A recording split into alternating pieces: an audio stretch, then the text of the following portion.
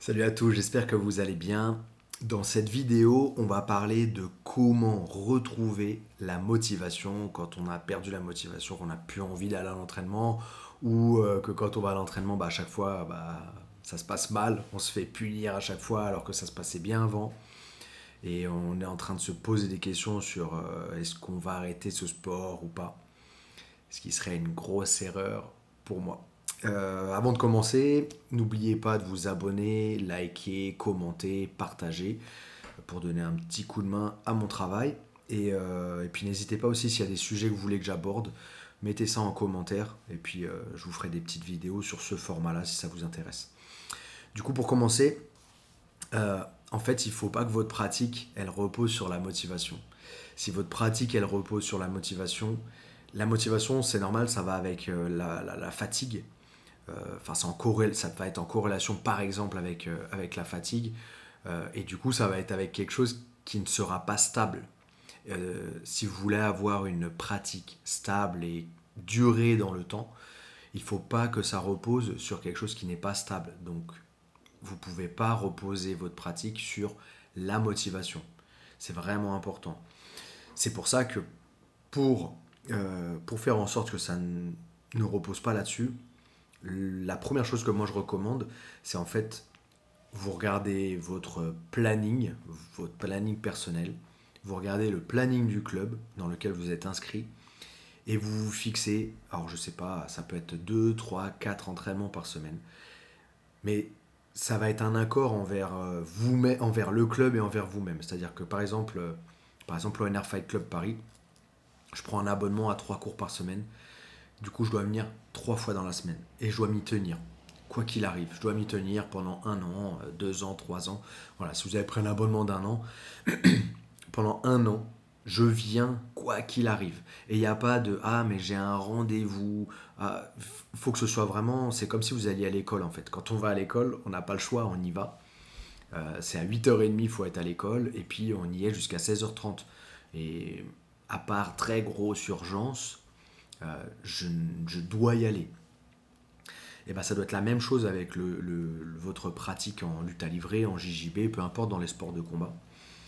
Euh, En fait, il faut que vos entraînements, euh, vous ne puissiez pas avoir de porte de sortie. Parce que bien évidemment, après ma journée de travail, d'études, peu importe ce que vous avez fait dans votre journée, bah forcément, j'arrive chez moi, je me pose dans le canapé, je mange des chips, et puis bah alors là, c'est le début de la fin. Oh là là, j'ai pas envie d'y aller. Va falloir que je fasse de la bagarre. Il y a des mecs qui vont me transpirer dessus.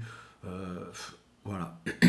Et en fait, à ce moment-là, nos émotions, notre tête, elle nous dit reste à la maison, t'es tranquille, t'es dans ta zone de confort, tu vas pouvoir regarder la télé, tu vas pouvoir te reposer.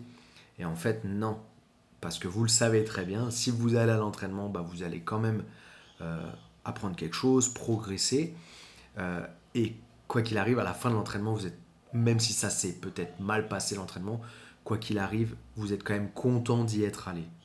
Et, et ça, c'est vraiment important. Et du coup, c'est pour ça qu'il ne faut pas que vos entraînements reposent sur quelque chose qui va être éphémère. Et les émotions, c'est éphémère. D'accord. Je vais écouter, par exemple, je suis dans le métro, j'écoute une musique de Rocky. J'ai envie d'aller à l'entraînement, j'ai envie d'y aller, j'ai envie de tout faire, j'ai envie de tout arracher. Par contre, si j'écoute une musique classique ou une musique peut-être voilà, un peu plus douce, d'amour ou je sais pas, forcément, j'aurais moins envie d'aller à l'entraînement. Donc en fait, il faut pas que euh, vos entraînements reposent là-dessus. Alors malgré tout, voilà, je vais à l'entraînement. Une semaine, 2 semaines, 3 semaines que je me fais battre à l'entraînement, que je suis en train de me demander si c'est vraiment fait pour moi. Je me demande s'il vaut mieux pas que j'arrête. Peut-être aussi je me blesse, etc. C'est difficile. Ok. Du coup, moi ce que je peux vous conseiller, alors si le manque de motivation ou si vous vous posez des questions par rapport à à votre à si vous voulez continuer ou pas, la première chose que je peux vous recommander, Euh, donc déjà, c'est de jamais rater un entraînement, même si vous êtes démotivé. Et la deuxième chose, c'est si c'est techniquement que vous êtes un peu perdu, que vous avez perdu de la motivation, bah, encore une fois, regardez des vidéos sur Internet. Regardez des vidéos, mais surtout, regardez, euh, on va dire, un jeu, un aspect du combat, peut-être où vous êtes un peu perdu, ou peut-être vous avez besoin justement de motivation. Et du coup, en regardant des vidéos, en tout cas moi c'est comme ça que je fais, que je faisais, que je continue à faire, c'est dès que je suis un peu perdu, en fait, dès que je suis un peu moins créatif à l'entraînement, bah forcément, bah, mon entraînement il stagne ou je perds un petit peu euh, en qualité d'entraînement, on va dire. Et du coup, c'est pour ça que pour me remotiver, bah, je vais regarder des vidéos et puis c'est ça qui va me donner l'envie de m'entraîner parce que je veux les essayer à l'entraînement et je veux apprendre ce truc-là. Et du coup, bah, j'ai envie d'aller à l'entraînement et je vais y aller, quoi. Euh, voilà, donc ça c'est une chose qui peut être... Donc la première chose, c'est de faire en sorte de jamais rater un entraînement parce que la motivation c'est éphémère et quoi qu'il arrive, un jour ou l'autre, ça va revenir. Maintenant, comment provoquer le fait de retrouver cette motivation? Il faut regarder des vidéos. Si vous regardez des vidéos, ou je sais pas, voilà, il faut essayer de s'inspirer de quelque chose pour avoir l'envie d'essayer ces techniques-là à l'entraînement pour pouvoir euh, bah voilà, pour pouvoir retrouver un petit peu cette envie de s'entraîner.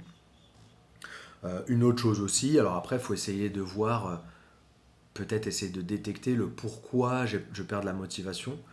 Des fois aussi, il y a l'alimentation qui va jouer beaucoup aussi sur nos pensées. D'accord. Donc, voir l'alimentation, voir la qualité de votre sommeil, si vous dormez assez longtemps, si vous dormez bien. Voilà, il y a aussi tout ça qui vont en fait, dès que votre corps il va être fatigué, dès que peut-être des choses dans votre vie personnelle vont pas aller super bien, bah, forcément votre cerveau il va vous donner des informations négatives. Et du coup, bah, il faut essayer de se battre contre ça, mais aussi il faut essayer de trouver peut-être les causes. Et des fois, les causes, ça peut être ça, ça peut être je mange pas bien, je dors pas bien, j'ai peut-être des gens ou des énergies négatives autour de moi, il faut que j'essaie de m'en écarter. Euh, et voilà, je pense que c'est vraiment important. Donc encore une fois, essayez de ne pas faire reposer vos entraînements sur quelque chose qui est éphémère, comme est-ce que je suis motivé, j'y vais. Pareil, des fois je vois des gens qui sont là, qui reposent beaucoup sur une autre personne. Alors ils viennent toujours à l'entraînement ensemble, à deux. Voilà, moi j'y vais avec mon pote tout le temps. Ouais, s'il n'est pas motivé, c'est moi qui le motive. Et si lui, et si moi je suis pas motivé, c'est lui qui me motive. Ok, c'est une bonne chose, mais encore une fois, c'est-à-dire que vous dépendez de quelqu'un d'autre en fait. Et vous le savez, dans la vie, si on dépend, enfin, on peut pas dépendre de quelqu'un d'autre, c'est pas possible, parce qu'un jour ou l'autre, cette personne-là, sauf si vous avez trouvé la bonne personne, bah, cette personne-là, elle va arrêter ou elle va être, au lieu d'être le moteur, bah, ce sera le frein à votre progression ou de ce que vous voulez vraiment dans votre vie ou dans la pratique des sports de combat, quoi. Donc ça, c'est pareil, c'est bien, mais en vrai, il ne faut pas que votre entraînement il repose sur autre chose que sur vous-même. D'accord. Et pour que ça ne s'arrête pas facilement, il faut que ça rentre, il faut que ce soit une routine dans votre planning et il ne faut pas s'en sortir de cette routine, c'est très important. Très important. 3 entraînements par semaine, je fais mes 3 entraînements, mardi, jeudi, samedi. Voilà, j'ai pas le droit de ne pas y aller. Et même si je suis blessé ou autre, il faut y aller, il faut regarder des vidéos, il faut continuer d'apprendre, mais d'une autre façon. C'est vraiment important. Surveiller, ensuite regarder des vidéos pour retrouver l'envie de travailler des choses. Des fois, on voit des choses sur le tatami, bah, peut-être qui ne nous correspondent pas, ou c'est pas forcément ce qu'on a envie de travailler ou autre. Il faut les apprendre, il faut écouter le professeur, il faut faire ces choses-là, mais des fois, vous pouvez faire un truc extra à côté. Voilà, je sais pas, en ce moment, le thème au club, ça va être passage de garde. Ok, bah, c'est super important, il faut savoir passer les gardes. Mais peut-être, voilà, j'ai envie d'apprendre, je sais pas, la guillotine. Bah, je vais regarder aussi des vidéos sur la guillotine pour pouvoir un peu compléter et me donner des envies, des inspirations quand je serai sur le tatami. Et en vrai, tant que vous êtes inspiré et tant que sur le tatami ça se passe bien, normalement la motivation elle diminue pas quoi. J'ai pas, si tout se passe bien sur le tatami, bah normalement j'aurai toujours envie d'y aller. C'est dès que ça va mal se passer que bah, je vais me poser des questions. Donc pareil, ça aussi c'est quelque chose de ne pas oublier quoi, ne pas oublier les bons moments ou toutes les bonnes choses que le sport vous a apporté dans les moments où vous êtes en train de vous questionner et que vous êtes en train de vous poser la question, est-ce que ce sport est fait pour moi? Est-ce que j'ai envie d'arrêter? Enfin, est-ce que je dois arrêter? Etc. etc. En vrai, c'est ça, moi en tout cas, ça fait partie de ma vie. Je me pose des fois ces questions-là, mais même si je me les pose, je continue d'aller m'entraîner et je continue d'avoir euh, cette, cette bonne action ou cette bonne attitude de voilà, j'ai plus envie, mais c'est pas grave, je vais regarder des vidéos, je vais rester dedans, je vais aller m'entraîner. Peut-être que je vais pas m'entraîner avec les plus forts du club, mais je vais m'entraîner avec des gens qui sont un peu moins bons pour me redonner confiance, pour me redonner l'envie, pour essayer des nouvelles choses, etc. etc. Il faut savoir que tant que euh, tant qu'on progresse et tant que euh, ouais, qu'on progresse et que tout se passe bien sur le tatami, en général, la motivation elle est là et on a envie, mais après il faut savoir se sortir de sa zone de confort et pas hésiter à voilà, je suis bien, je suis très bien, je m'entraîne super bien, mais des fois, hop, attends, je vais aller me mettre avec des gens qui me mettent en difficulté et c'est ça qui va me faire avancer. Et voilà, à partir du moment où votre mindset, votre tête, elle est comme ça, vous êtes, euh, vous êtes imbattable, on pourra pas vous démotiver et vous faire arrêter. Voilà, j'espère que cette vidéo vous a plu, que ça va vous aider.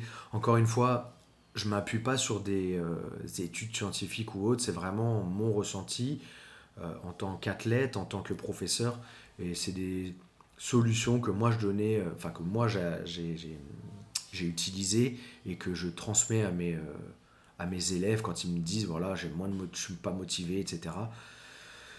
Bah, c'est des choses que je leur dis, donc voilà, je voulais partager ça avec vous. J'espère que vous avez apprécié. N'hésitez pas à partager, abonner, liker, mettez dans les commentaires s'il y a des sujets que vous voulez que j'aborde. Et puis bah on se voit très bientôt sur internet. Oh ça.